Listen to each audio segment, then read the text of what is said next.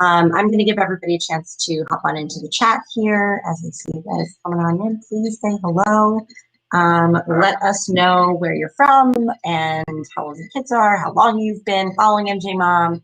If you're new to this Tuesday night chat, or if you are a regular that we see each week, either way, we welcome you. We're happy to have you here. Glad to have you with us tonight. My name is Marissa. For those of you who don't know me, I have 3 little ones at home who are under 5, and I host our weekly live MJ Mom TV here on Facebook and YouTube, and always love spending Tuesday nights with you. So thank you if you're back, and thank you if you are new.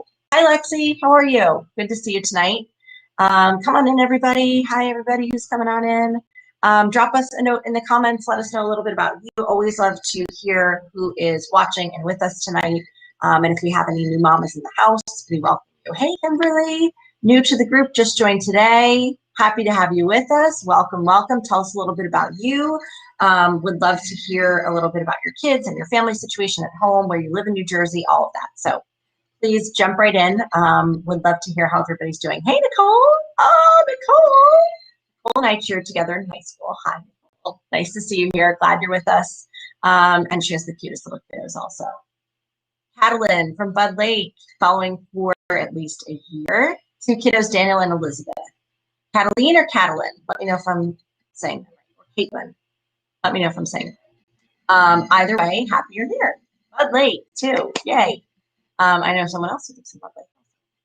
All right, so a couple things we like to do to get things started here each Tuesday night. Always love to just hear a little bit about you. So if you're just hopping into the chat, please do so. Let us know in the comments. And then we always like to start by just giving our frontline workers and all of our essential workers just a little shout out and a moment of thank you and a moment of appreciation for everything that they are doing, continue to do, have been doing this last year. We always have moms joining who either are frontline healthcare workers themselves, they have family members, spouses who are, and I think it's just important to keep those people at the forefront of our minds through all of this craziness. So if that's you, we appreciate you, we thank you. Everyone at NJ Mom and on our NJ Mom team just wants you to know how much we value what you do and what you've been doing for us. So with that said, before we jump on into tonight's topic, a couple other little things for you to kind of keep an eye and ear out for. We always like to tell you about some new articles up on NJ Mom this week, in case you haven't had a chance to check them out. We do a series every Monday. If you are new, Kimberly, you might want to check this. It's called NJ Mompreneur of the Week. And so every single Monday we feature an amazing mom from here in New Jersey who has a business that is a baby and her actual babies, and kind of how she juggles all of that, particularly right now with the pandemic. Always an interesting read. This week, I loved this article because I thought it was such a unique combination. Teresa and Shirley Bonner of Third Child Wellness Boutique, that's who we are featuring as our NJ Mompreneurs of the week this week. And it's an NJ mom and her mother-in-law who actually went into business together, which I just thought was super cool. It is a natural skincare company, and you'll read in the article a little bit about how they give back to charitable organizations, which fits right into our conversation tonight. So check that out if you haven't already. And another favorite that you guys always love, and if you went to any of our past places mentioned in this article, let us know in the comments. But we do kid-friendly things to do this week, each and every week. This week we have 8 for you. Right now, I know we are all looking to get outside, even in this cold weather, just to kind of get that fresh air and get the blood pumping a little bit. So if you are looking for something to do related to that, this week's kid-friendly things to do article is great because there are some really great wildlife walks. Several, as well as guided nature walks. Middletown, Medford was mentioned, some other places also. So if you're making your weekend plans, or maybe later this week wanting to get out with kids, some great ideas for you. If you're just coming into the chat, hi everybody, nice to see you. Hey Nicole, oh good, just got home from work. Welcome home. Come on in, relax a little, maybe cozy up with a cup of tea or something. Happy to have you with us as always.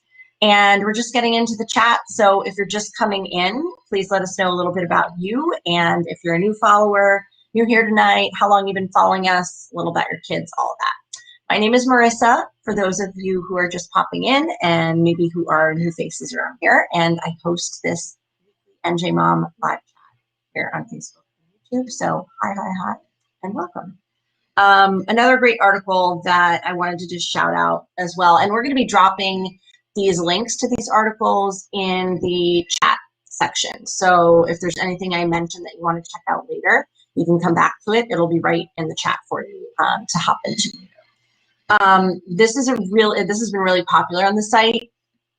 And I lived here. I grew up in New Jersey. I worked at News 12 for 6 years and covered every part of the state. And when I read this article, there are still some places that I was like, I never knew that existed in New Jersey. So the article is 7 strange New Jersey attractions that you'll want to check out.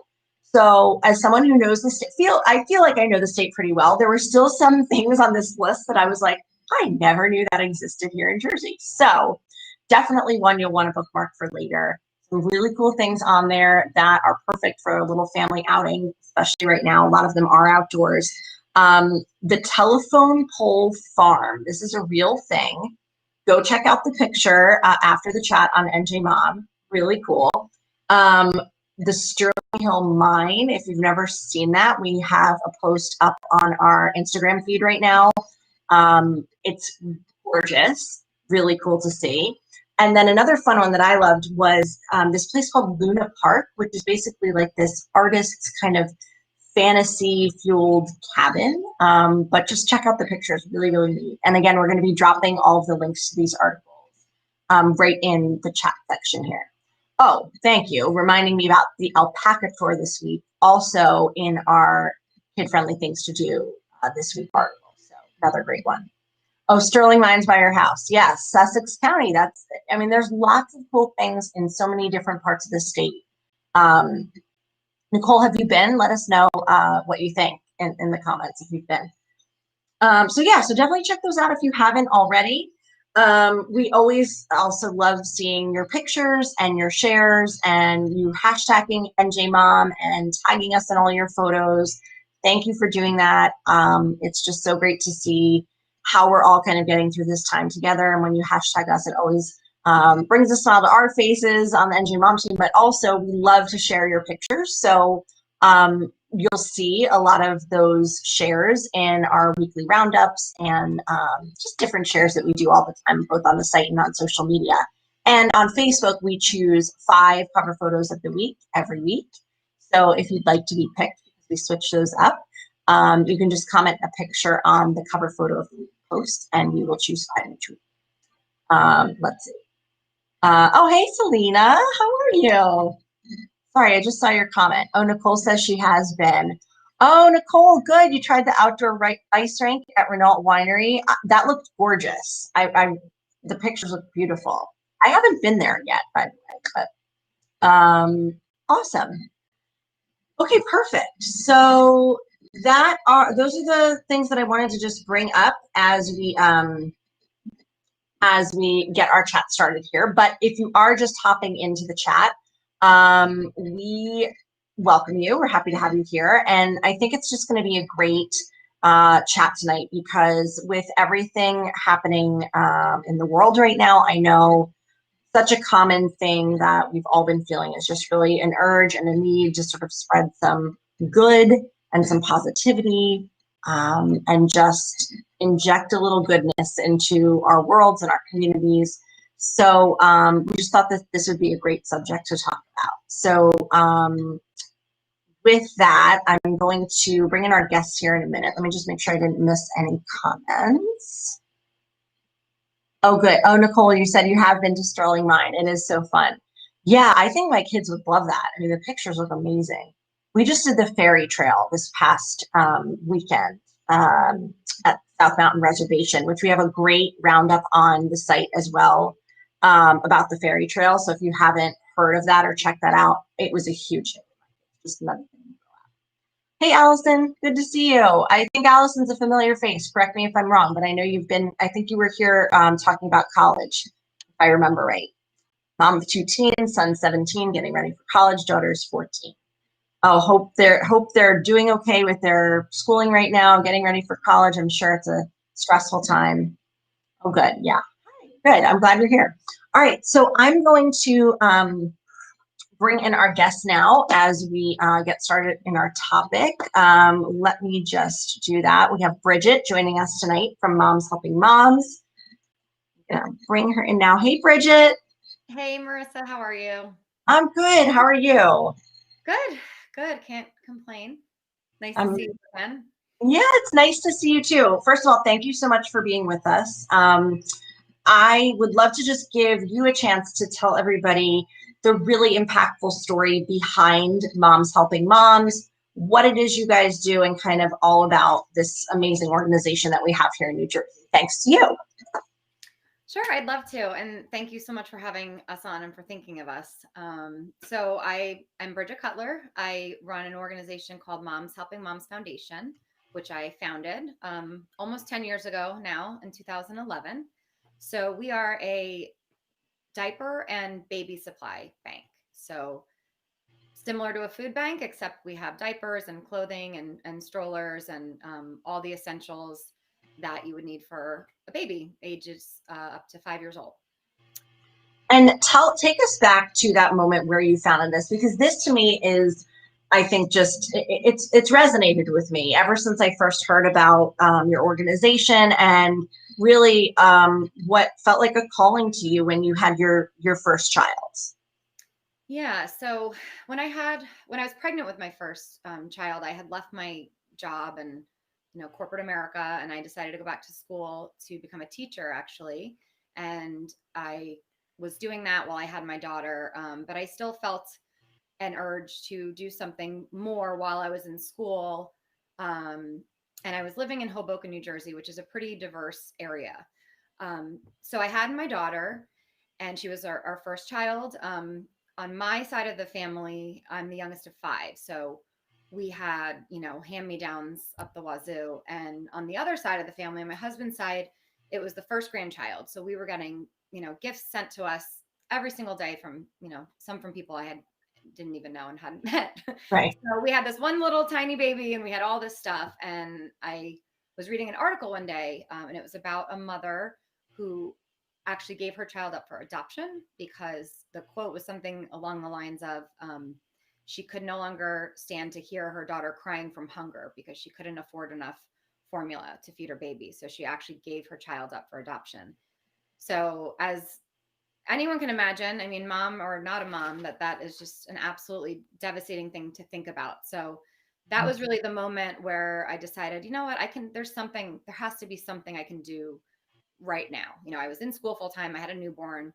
I was student teaching. I was busy, so it had to be easy. So initially, I had a lot of new mom friends, and again, the town I lived in was pretty diverse, so I knew there were probably families, who may have been struggling to afford these things. You realize also when you have a baby, I mean, it is crazy expensive. You need Mhm. so many things. And we were so fortunate that most of it got handed down to us. So the idea started out very simply. I just basically took up a collection. I reached out to all of my mom friends, and I started collecting things that they no longer needed for their babies. So I had a really great response. I got tons of things, and I started organizing them and trying to find a place to donate them to. And that's where I hit a roadblock. I started calling a bunch of different, social service agencies. And what I know now that I didn't quite understand then was that there's so many organizations, in New Jersey and in the nation that are doing really amazing things for families that need a little bit of help. But most nonprofits and charities always have too much to do, not enough time, and not enough money. So all these places I was calling, they said, we would love to take all this stuff from you, but we can't. We don't have storage. We don't have staff, to coordinate who needs what. So that's basically how this organization was born. I decided, okay, well, if I can't find a place that will distribute these things to families that need them, I'll just do it myself. So it started pretty simply out of my little garage in Hoboken. I set everything up kind of like a garage sale, and I posted flyers and said, free baby stuff, come and get it if you need it. So the first time I did that was in June 2011. So we're coming on almost 10 years. And I had a really great turnout. People were a little confused. They didn't really understand what I was doing or why I was just giving them Giving stuff away, right? Yeah, maybe they thought I had, some sort of weird ulterior motive, but I didn't. So I continued to do these small drives in Hoboken, and then that evolved. Some of the moms that I was friends with at the time and actually met through doing this offered to help me pretty early on, and I jumped on it because the response was just way bigger than what I thought it was going to be. So for, let's see, probably about 3 years, we did this in Hoboken. We started working with the city. They would give us space, and we would invite, the city would actually invite families that they knew were, either low income or living in subsidized housing. And then we all moved out to the suburbs, and this kind of continued, and it followed us. And now we are in every single county in New Jersey. We have a presence in every county in New Jersey, That's incredible. That's incredible. Wow.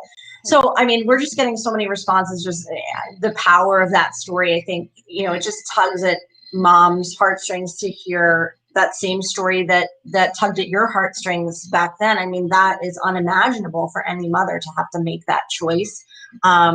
So the fact that you you took that and you acted on it, and you've been able to grow it to what you have done today is just amazing. ATAC says, amazing, Bridget, #hero. So, much appreciated. I'm sure you hear that quite often, but what you've done is amazing. Let's talk a little bit about the right now, because I think that so much has changed with COVID, right? And just everything we've all been dealing with. So how have things changed for the organization related to COVID, in the sense of what are the needs and how are people able to help? Because I know for a lot of organizations, it's in different ways now. Yeah. So the needs are the same, except they're much greater now. Right. Everybody appreciates all of the clothing and the other things that we give out, but our biggest need is clearly and always has been diapers. Diapers are very expensive. 1 in 3 families actually in the entire country report that they cannot afford to buy enough diapers for their kids to change them enough times to keep them dry and healthy. These families will often dump out a diaper and dry it and put it back on. They'll leave their 3-month-olds in one diaper for the full day. They'll wrap them up in towels, because there's no social service safety net that helps with diapers. There's no government programs that help with diapers, or there's no subsidized diaper program. It does not exist. So families like that, and again, it prior to COVID was about 1 in 3 families were reporting. A place like ours is the only place that they can come and get diapers. So with the onset of COVID, a lot of things changed very quickly for us. I think we had a staff of 5 at the time. And so first and foremost, we were concerned about our staff. So when everything happened, we said, look, go home, deal with your family, do what you got to do. Yeah. We'll figure it out. We'll reopen when we can. And we were prepared to close for a bit, because everybody really should be putting their own family first. But it was pretty amazing. We actually only closed, I think, for 2 days. Oh my gosh. Put our heads together. Everybody, we said, you don't have to come in. We want you to be safe. Everybody stayed on. Everybody came in. We went from having, 4 or 5 employees to 1 at a time. We went from having 20 or 30 volunteers a week, maybe, even more some weeks, to 0. So we had to adapt really quickly. But it was the consensus, among our entire staff that we just wanted to keep helping. We were also worried about our families. We were worried about our health, but nobody felt that they could turn their backs on all these people who need help. Right. Because if they needed help before COVID, now they're, not only are they hard to, struggling to afford the diapers in the first place, but COVID happens. And not only were people panic buying toilet paper, but they were panic buying diapers as well. So Yeah. Yeah. it got very, very bad. We saw our demand, shoot through the roof. And like I said, we stayed open. We adapted our operations a bit to have contactless pickups of the donations, contactless drop-offs. We started doing some deliveries, which is something we've never done before. So yeah, we kind of went from having 5 or 10 reps come every day to our warehouse and gather all the things that they had ordered for their families to, having one come at a time. And that process kind of took a while. So, but somehow in all of this, with the reduced staff and then no volunteers, on top of that, also we get tons of donated diapers from the community. There's usually 30 or 40 diaper drives every year that people will do on our behalf. And we had to stop those as well. So we're just hit it from all angles. We have Yeah. limited staff. We have no volunteers. We have, no one doing diaper drives for us. But I think because of everybody's determination and passion for our mission, everyone just kind of worked harder and dug in, and we were able to actually more than double the amount of diapers that we gave out this year What? compared to last year. Oh my God. Bridget, that's incredible. It's pretty incredible. And I really have to shout out the staff for that, because we just have, everyone who works for us. It's not just a job to any of them. Right. Nonprofits do not pay very much. There are things that they could be doing where they might be making a bit more money, but everyone is so passionate about what we do. So I think that happened because of that passion. But yeah, last year we gave out a little over 250,000 diapers, and this year, the year that just ended, we gave out over 600,000. That And is the number of individuals we served tripled. Oh So my gosh. somehow, I mean, those numbers are staggering. Let me just say a couple things about that. Those numbers are incredible. Number one, like, wow. Two, the organization is called Moms Helping Moms. If there's a group of people who could figure out all of those variables and double the amount that they're giving back, it's moms, okay? Because we figure things out. That's what we do. So I will just say that. And also, I mean, like, I'm just in awe of how you were able to kind of take a moment that really you could feel so helpless in and be able to do that amount of good. So on that note, for moms watching tonight who really want to get involved and want to help and want to do good, what can we do right now? Because I know one of the things that I think struck me talking to you about the organization in the past is that you were actually able to accept like even opened packages of diapers. So like I have a ton of different size like loose diapers that like I'm like, okay, what am I going to do with these? Do you still do that? Are you able to do that? What's the status of things like that? we did stop. So Marissa's referring to, we do take loose, clean diapers, and we have Right. equipment that we can repackage them. So that's kind of a nice thing that we do too. All these diapers that would just get thrown in the trash, we actually take them and they get to families. We did stop doing that for a little while in the beginning of COVID because people were unsure how it was being transmitted. Sure. But now we're comfortable enough that we can do that again. So we are accepting only limited donations at this moment. I will say, as a side note, we also had to move during all of this. In September, our old warehouse had a sewage leak, and it was like this emergency situation. We literally had to like evacuate and find a new space. Oh my gosh. Happy to report that we are now in our new space. But because of all of that, and because of COVID and protocols we're trying to follow, we limited the types of donations that we're taking at the moment. However, we are still taking diapers, which include open packs of diapers, wipes. We started taking formula because that was also a need that we saw. So we do take formula. It has to be unopened and unexpired. And we also take baby hygiene items. So, toothpaste, lotion, a baby wash, things like that. They also have to be new and unopened. But if you actually go on our website, which is momshelpingmomsfoundation.org, there's a donate tab, and you can see it. We keep it up to date. So when we start taking more things, it'll be posted there. Right now, it shows what we are taking, and also the hours that they could be dropped off.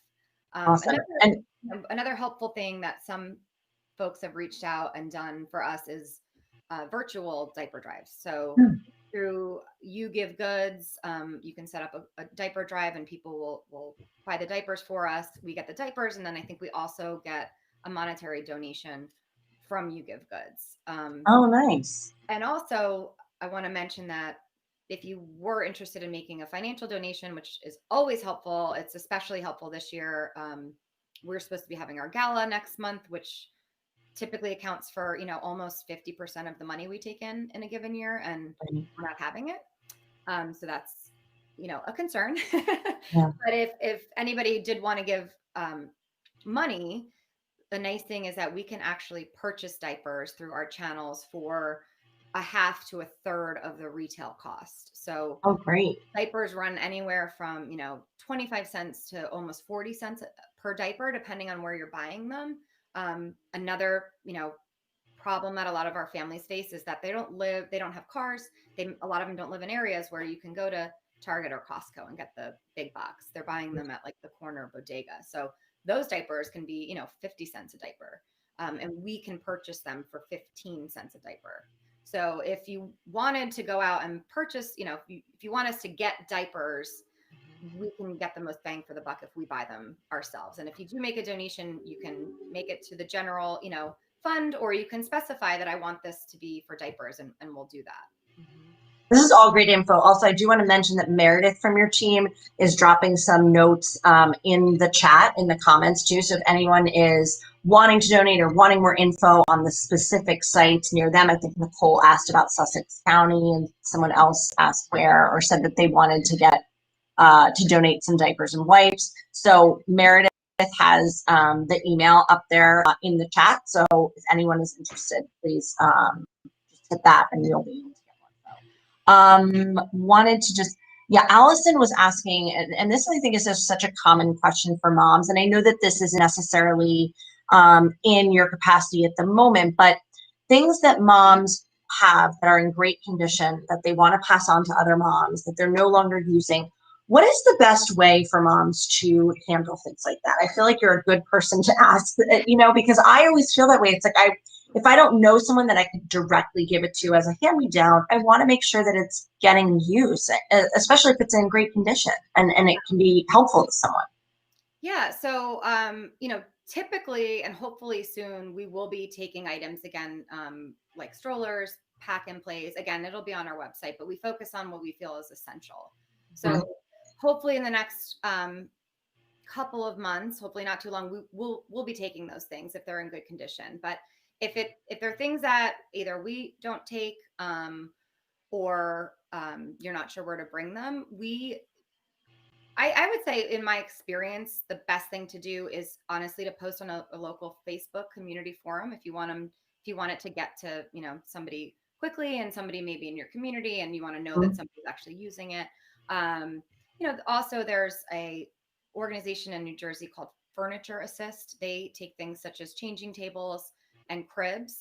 We, even when we are fully operating, don't take cribs. There's just too many liability issues around it, unfortunately. Same goes with car seats. To be honest, I don't even know where to donate car seats. They make it so hard. I understand that, there's safety issues, but we have families that are driving around with babies on their laps, and I would love to be like, hey, here's a car seat that's 2 years old, but unfortunately we can't. So car seats are a tricky one, but in New Jersey, honestly, there aren't a whole lot of places that take a lot of the gear.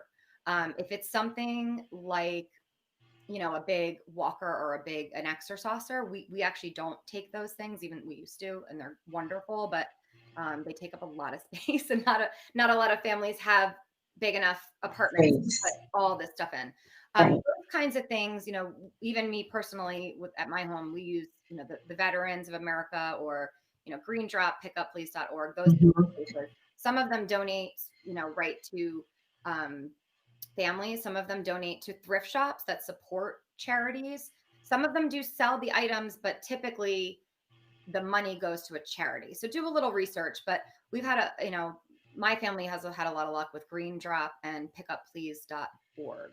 Mm-hmm. Also, keep in touch with us, because if Right. it's essential for a baby and you're willing to hang on to it for a little while, we definitely will be taking things again soon. So Yeah. in addition to diapers and clothing, we do strollers, high chairs, pack and plays, and I'm drawing a blank now. It's on our website. So Yeah. And I will say, Nicole said we have a great donation site in Sussex County on Facebook. And, I will echo that. I have put a few things up on Facebook, just in moms groups I'm a part of. Hey, this is free. Anyone want it? And it's gone, and I know that it's someone who needs it. We've used Furniture Assist also. Love that. We've used Green Drop quite a bit. That's always a good one.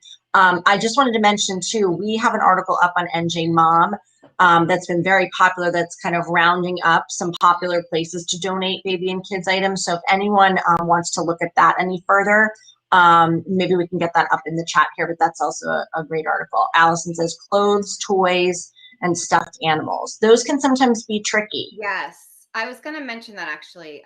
Stuffed animals are hard. Nobody wants those. Right. But we actually found 2 animal rescues. So they're one is St. Hubert's, which is up by me and Madison. There's another local dog shelter. So they'll take any type of bedding. So if you have old crib mattresses, towels, right? Even like the bumpers, which nobody takes now because they're dangerous. Some take stuffed animals. So they use those for, the foster dogs, and they put them in their crate. And so that's a good place for things like that. Yeah, stuffed animals are a hard one. We get giant bags of stuffed animals, and again, it's, I guess because it's fabric, and there could be, I don't really know, but nobody, we haven't had a lot of luck with that either. Yeah. So let me ask you this. I think this leads into just something else that I think a lot of people are thinking about right now in terms of that wanting to do good. And we also, when we set out to try to give back, as moms, I think it's really sort of intrinsic that we want to get our kids involved. We want to teach our kids how to be helpful members of our communities and think of others and have perspective on how the world works and things like that. And just that empathy and that compassion for other people. So being that this is what you do and your mom, what advice do you have for moms on how we can best do that with our kids? Anything that you found that has been really sort of a great teaching moment in your own family? Yeah. So, I mean, it depends. Obviously, it varies a lot, depending on the age. When my kids were younger, they knew, when they were done with something, they would give it to me and be like, here, mom, this is for the babies, so they knew just very basically that I helped families, who couldn't afford all the things that we had. Right. And then, as they got older, I would explain a little bit more of why, why are these families in that situation? And I bring them to work, and they help sort clothing, and they help do those kinds of things. So, you have to be careful with, I'm sure there's a million articles about like when to tell kids what, what ages. And obviously when they're little, you just start out very simply, some parents can't afford, all these things for their babies, and we have so many, so we're going to share them with these other families. And as they get older, my kids have been helping, since they were little, so it's different. They know this is what I do. But we don't allow volunteers under 12, but we have and can set up, volunteer opportunities for kids, for, Girl Scout troops, for things like that. Our children's school actually does a week of giving, and they select charities, and each grade nominates a charity, and then they highlight that charity, and all the kids learn about all these charities, which I thought was a really, really neat That's great to be doing. Yeah, so I think it's just more about, especially with children, they don't understand it, and you don't want to say anything upsetting. So I try to frame it more as sharing what we have, I love that. I think that's a great way to put it. Nicole said she did an Elf on the Shelf this Christmas to donate toys to show her son, who's like two, I think, Nicole. So yeah, I mean, I think it's like finding those little moments, and I love what you said about the sharing aspect. I think that that's like a great way to put it. And, you know, I think that finding those chances to maybe bring in a group in it is a great idea. The Girl Scouts, the school. I loved what you mentioned about the school. I think that's awesome. Like that should be taught in every school, you know, like how do we help our own communities? Right. Yeah. It's a nice program. I want to encourage anyone if they have a great idea in terms of how to involve the kids, or just like a place as we're talking about all of this where they've donated and they felt like, you know, oh, I was able to give a car seat at this place. Please drop it in the comments, because this will help all of us and in turn help other moms who hopefully will be on the receiving end. So please share that in the comments if it pops into your head. So Bridget, where do you see things going? I know you said you're hoping to accept items again soon, but where do you see things going, you know, over these next few months in terms of how your needs will change and how people can get involved? Are there ways for people to volunteer right now? Maybe not in a warehouse, but, you know, other things that, you know, you need help with? We're trying to work through this next stage, trying to figure out how we can incorporate volunteers safely. You know, with the way things are now, everything's kind of ramping up again, and we don't feel like it would be a good move to have people actually come in to our warehouse. And we have 7 employees. They're not always there at the same time, but we are trying right now, brainstorming ways that people can volunteer, you know, outside of the warehouse safely. So I would say, for, you know, purposes of this conversation, if anyone listening is interested in volunteering, just go to our website and drop me an email. I'm just Bridget, my first name, at momshelpingmomsfoundation.org. And we'll work with you. But we don't have a set volunteer program right now. We're kind of trying to work through that. But we're hoping, it all depends on what happens with COVID, but we're hoping by the end of the year we'll be back to, you know, normal operations. You know, something we got into somewhat recently that we've been pretty passionate about is actually period supplies for girls. So a lot of the issues that are involved with being able to afford diapers, being able to afford period supplies, have a lot of the same, you know, the same issues. So when a teenage girl doesn't have, you know, pads or tampons, she stays home from school once a week. Yeah, I'm sorry, 1 week a month, because what else do? You can't walk around, right? So we started learning a lot about other, basically what we're interested in are barriers to success for, you know, we started with young children. We hope someday to possibly, you know, be here for all children through graduating high school, because, you know, they get the diapers and they have daycare, and that's great. And then they get to elementary school and maybe they don't have enough clean clothing. You know, maybe they have one pair of shoes, or they don't have a winter coat, or, you know, and maybe they stay home because they don't have a washing machine and they don't have any clean clothes, and their clothes smell. I mean, I'm not trying to be, you know, these are real issues that kids are facing. And then, you know, you get to middle school with, like I said, the, you know, menstrual products, that's a problem. There's just so many small things that kids are doing without, that are causing such big issues in their lives. So those are the types of things that we're interested in trying to solve. You know, again, right now we're just babies and toddlers, but our, you know, mission at the end of the day is to give all of these kids that are growing up, you know, in some difficult circumstances, a fair shot. Like, you know, like I know I had a fair shot. You know, I went to a good school system, and I always had clothing and food, and you know, everyone around me went to college, and that's what I did. But that's not everybody's life. You know, a lot of people are just struggling day to day. So you know, big picture, I would love to be a resource for every child, you know, 0 to 18. Like, you need it to go to school, you need it to do whatever, you know, your regular life, we want to be there for you.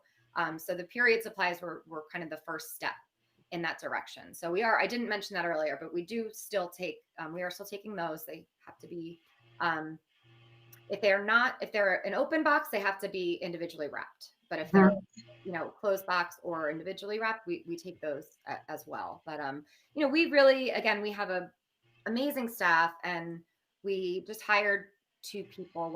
Both were volunteers, part-time, and we hired them both full-time. So it's been difficult, but we're now finally in our new space. We have more staff. So I'm hopeful that in the next couple of months, if, everyone starts getting vaccinated and things slowly start to go back to normal, that we'll be back up to our normal operations, by the summertime. And we'll have typically, if anyone works for a company that has, volunteer days or anything like that, we host tons of, corporate groups and business groups. And we can't wait to get back to that, because it's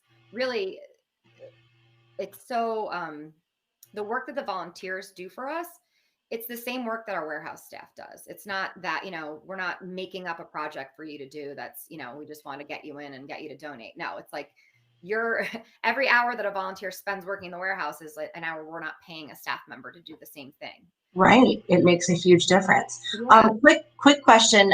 Where are you located? You said this at the beginning, but for people who are just coming in, definitely let people know where you're located and also your reach around New Jersey, because you have reach everywhere.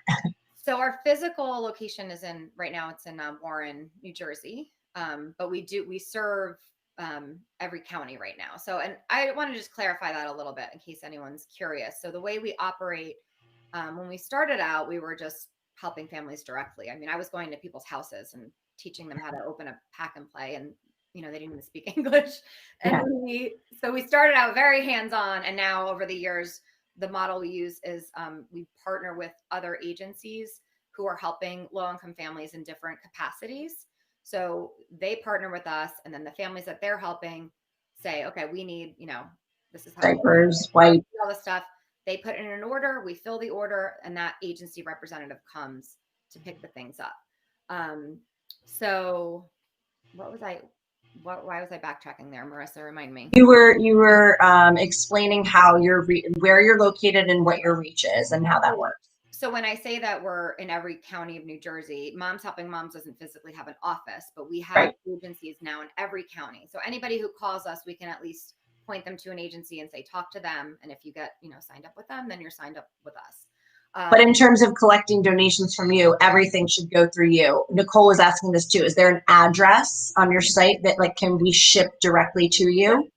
We do have an address on the website. And also if you live somewhat local to, we're in Warren, which is actually Warren County. I don't even know if that's Warren County, but Union, that area. We do have typically when it's, we're not going through this whole global pandemic, we have different donation boxes at different businesses locally. So we don't have the capacity to go kind of anywhere and pick up donations. However, if somebody lives, a little farther away than they would want to drive once a month to drop off donations, you could basically adopt a donation box. So, let's say you live in Ridgewood. You could say, hey, my yoga studio will take a box, and then once a month you would bring that stuff to us. So, that's great. Yeah. So that's really, really helpful, especially around, locally, we have a lot of boxes in nursery schools and, gymborees and places like that, where there's tons of parents and caregivers with young kids who are coming in and seeing that, oh, wow, I don't need this thing anymore. I can drop my diapers here. Yeah. Right. So, if anyone's interested in that kind of thing, that's something that we could definitely coordinate. But yeah, right now you would have to drive to our warehouse, which is in Warren. Okay, that's good to know. One question before we wrap up, and I just want to shout out everyone. If anybody has a question, another direct question, your questions have been great, by the way, mamas tonight, for Bridget. If you have any other questions for Bridget or any other thoughts on helping, other people through this time, things that have worked for you. Bridget, one question I have, we hear your story of how you kind of set this up and how it's grown, and really the remarkable way you've been able to turn just really the desire to do something good into just something that has impacted so many people. If another mom is watching tonight and she has a cause she's really passionate about and maybe has been weighing on her heart and has been thinking about, I really want to start something, I don't know where to start it, I don't even know what to do. What advice would you have for her, for any mom who's thinking of starting something of their own to give back to something close to their Yeah, I mean, I would say kind of where I was when I started this was, everyone can do something. You don't have to, if you love animals, you don't have to start another ASPCA. You can um, contact your local branch and see what they need. If you, whatever your cause is, I would honestly start by trying to see if there's someone else who's already doing it in your heart? area. And if they are, have a conversation with them. If you really want to be deeply invested in them, don't just say, oh, sign me up for your newsletter. Try to get in touch with somebody at the organization. You may have a skill that would be really useful to them. So most of our volunteers come into our warehouse and they sort donations and they pack diapers and these kinds of things. But then we have volunteers who are, we have an attorney who's a volunteer. We have an accountant who's a volunteer. We have, people who volunteer who are great at media, great at social media. A nonprofit is a business. So Right. everything that a business has to do, we also have to do. So you can get really, intimately involved with an organization as a volunteer more than just, showing up and sorting some things. But if you really were passionate and wanted to actually start your own thing, I would say one thing I learned from, learning from our mistakes was maybe plan ahead a little bit. We didn't. Don't just have a sale out of your garage and say free stuff? I would not suggest, accidentally starting a nonprofit because it's a lot of work. It really is. It's a lot of work. And there's a lot involved. There's a lot of time involved, blood, sweat, and tears. So do your research and come up with a plan and figure out how much it's going to cost and figure out who, you could get to support you and all of that. But don't be discouraged if it seems like a lot, if it seems impossible. Just start small and do what you can when you can do it. I mean, when we started this, I had an infant and I was pregnant, I think. Pretty early on, I was pregnant and I was working, and so we weren't giving out, I think the first year we distributed like 6,000 diapers, which is a lot still. like adorable, but don't be discouraged if your dreams are up here, but right now you can only accomplish this one little thing. Just take it step by step. Even a little bit helps. Every little bit helps. And also I would say, don't bite off more than you can chew. I would encourage you to take small steps because it really is, it's a business. I think that's what a lot of people who start nonprofits, I certainly didn't realize all of that. But yeah, just keep at it and research whatever your cause is and your passion and read about it and subscribe to newsletters and follow social media and learn as much as you can. And also in the nonprofit community. So I came from the finance world in New York City.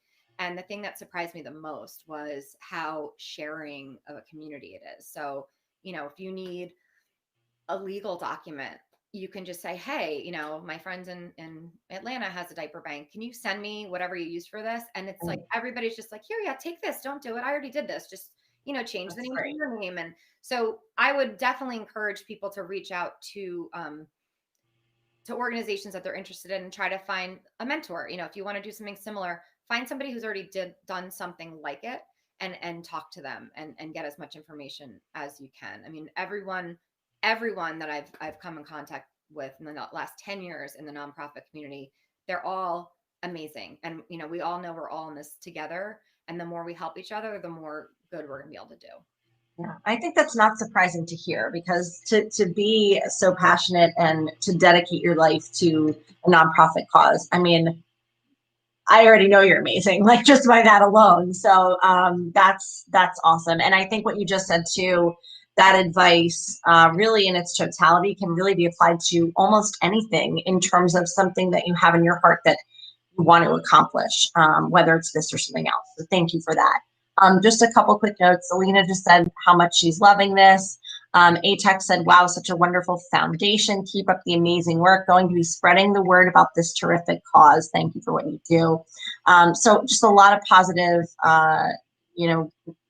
feedback about everything that you've accomplished. And then I did just want to mention Allison's comment on the period products, she was saying that there's also an organization in Jersey City that helps with this called the Flow Initiative, which I hadn't heard of before. So if anyone was interested in that and is local to that area, that's something to keep in mind as well. Bridget, thank you so much. Really appreciate you being with us tonight and sharing all of this. Anything else you wanted to add or kind of just leave everyone parting words with? No, I mean, I thank you guys, everyone who's been listening. We really appreciate it. We always appreciate following us on social media and tagging us and, sharing our posts and all that. So thank you so much for listening. Reach out to me or go to our website if you guys have any other questions. We're always happy to talk to you. So Awesome. thank you. Thank you, Marissa, for. Thanks, Bridget. All right. Have a great night. Thanks for being with us. You Take too. care. Thanks. All right, everybody. Thank you all so much for your awesome comments and suggestions and just feedback on everything. And I'm really glad that this resonated with a lot of you tonight. We thought this would be just a great topic, and we could all use a little hope and light right now. So glad. I hope this was able to accomplish that. As always, please let us know in comments or drop us a message if there is a topic or a guest that you'd like to see us talk about and someone you'd like to see us interview. Let us know. We'd love to hear from you about kind of what's on your minds week to week. So if there is something that you'd like to see on the site, on this, on our Instagram, anything like that, we always would love to hear about it and know. Also, we do a weekly poll each week related to these weekly NJ Mom Nights in. And so please, if you get the chance, hop onto the poll, take that for us. It just helps give us an idea of what you guys are thinking about related to the topic and some things that maybe you're dealing with in your own family. So check that out as well. All right. Thank you, Mama, so much for another great Tuesday evening. Really appreciate you being with us tonight, and we will see you back here next Tuesday. Bye.